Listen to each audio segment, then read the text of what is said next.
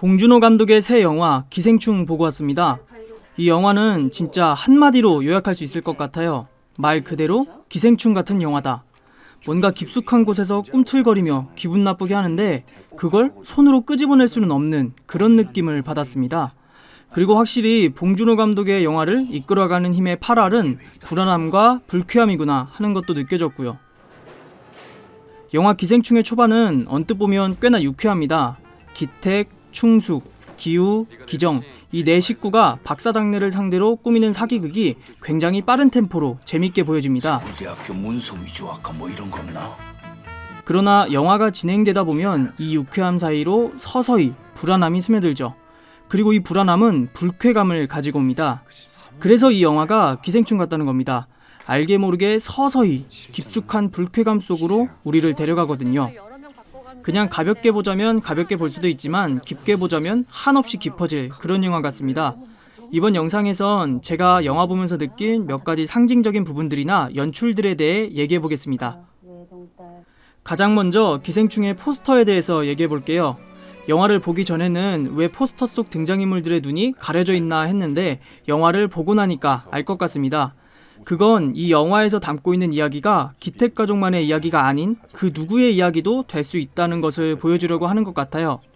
반지하방에서 별다른 수익 없이 살아가는 이 기택네 가족의 삶이 우리 현실 속 또 다른 누군가의 삶과 같을 수 있다는 겁니다.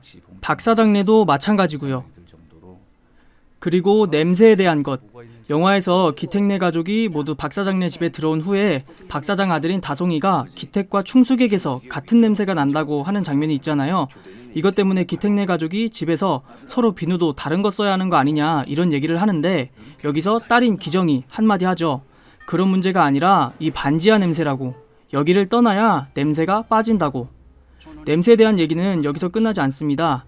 박사장네가 캠핑 간 틈을 타서 기택 가족이 박사장네를 자기 집처럼 쓰다가 박사장네가 갑자기 돌아와서 거실 탁자 밑에 숨는 장면이 있잖아요.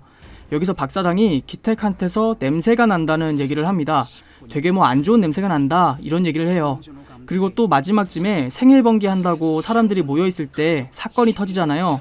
여기서 박사장은 기택한테 차키를 던지라고 소리칩니다. 도와주지도 않고 있다가 충숙이 죽은 가정부 남편을 찌르고 나니까 그제서야 와서 가정부 남편 밑에 깔린 자기 차키를 챙깁니다.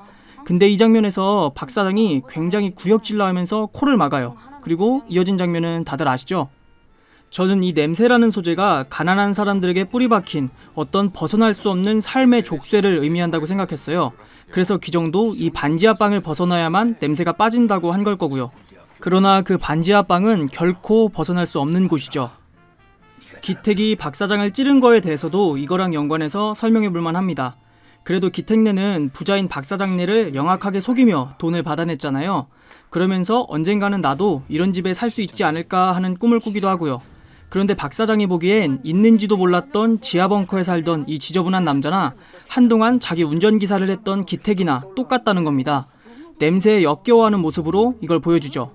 박사장이 역겨워하는 구역질하는 장면이 그들에게 있어서 기택네와 같은 이들은 별반 차이 없는 기생충과 같다는 것을 보여준 것 같습니다. 그리고 저는 기택이 자기에게 매여있는 족쇄에 허무함 혹은 분노를 느껴 박사장을 찌른 것이 아닐까 하고 생각했습니다. 반지하에 사는 우리가 그래도 지하에 살던 그들보단 나을 줄 알았는데 전혀 그렇지 않았다는 거죠. 와이파이와 모스부호 그리고 무전기를 이용한 통신에 대한 표현도 흥미로웠습니다. 기택네 가족은 그 흔한 와이파이도 없어서 남의 집 와이파이를 몰래 쓰는 신세였죠. 와이파이가 없어서 친구가 찾아온다는 연락을 못 받은 장면이 초반에 나오기도 했습니다. 그리고 지하벙커에 살던 가정부의 남편은 그 누가 알아들을지 알 수 없는 모스부호로 답장받을 수 없는 메시지를 보내고 있었죠. 그러나 박사장네에게 이런 통신은 그저 유흥거리에 불과합니다. 박사장과 아들 다송이가 무전기로 통화하는 장면을 통해 알 수 있죠. 반지하와 지하에 사는 사람들에겐 간절한 것이 상류층의 사람들에겐 아이에게 사주는 장난감 무전기만큼 별거 아니라는 겁니다. 이렇게 보면 통신을 음식, 옷 혹은 집으로 바꿔서 볼 수도 있습니다. 가난한 누군가에겐 오늘 당장 하루 잘 수 있는 방 한 칸이 절실하지만 부유한 누군가에겐 집 한 채가 별장이나 투기수단이 될 수 있는 것처럼요. 그리고 인상 깊었던 장면이 하나 있었는데요. 좀 전에 말했던 박사장네가 캠핑 갔다가 갑자기 돌아온 장면 후에 기택, 기우, 기정 셋이서 비 맞으며 집으로 돌아가는 장면입니다. 박사장네 앞 내리막길 그리고 계단같이 계속해서 내려가는 장면이 이어지는데 여기에 쏟아지는 빗물이 계속해서 아래로 흐르는 게 더해져서 하강의 이미지가 부각되는 것이 인상 깊었습니다. 그리고 이어서는 그 빗물들이 모여서 물바다가 돼버린 기택네 가족의 동네가 나오죠. 집 몇 가지를 챙기기 무섭게 순식간에 물이 차오른 그 장면은 햇빛 한 점 들어오지 않는 지하 벙커나 기택네 반지하방이나 다르지 않다는 걸 보여주는 것 같았습니다. 그리고 이 장면도 사회 풍자적인 관점에서 볼 수 있을 것 같아요. 부자 동네에서 내려온 빗물이 서민들이 사는 동네엔 전혀 도움이 안 된다는 낙수 효과를 조롱하는 느낌으로요. 뭐 이렇게 몇 가지 생각나는 걸로 영상 만들어봤는데 사실 다 틀릴 수도 있습니다. 이번 영화에서 인상 깊은 대사가 있었어요. 이야, 이거 상징적이네.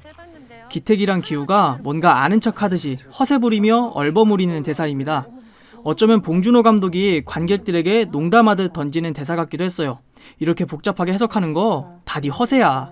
이렇게 말하는 것 같더라고요. 하지만 결국 해석하는 재미가 있는 영화인걸요. 여러분은 기생충 어떻게 보셨나요? 댓글에 감상 남겨주시면 감사하겠습니다. 그 검은 상자를 저와 함께 열어보시겠어요, 어머니?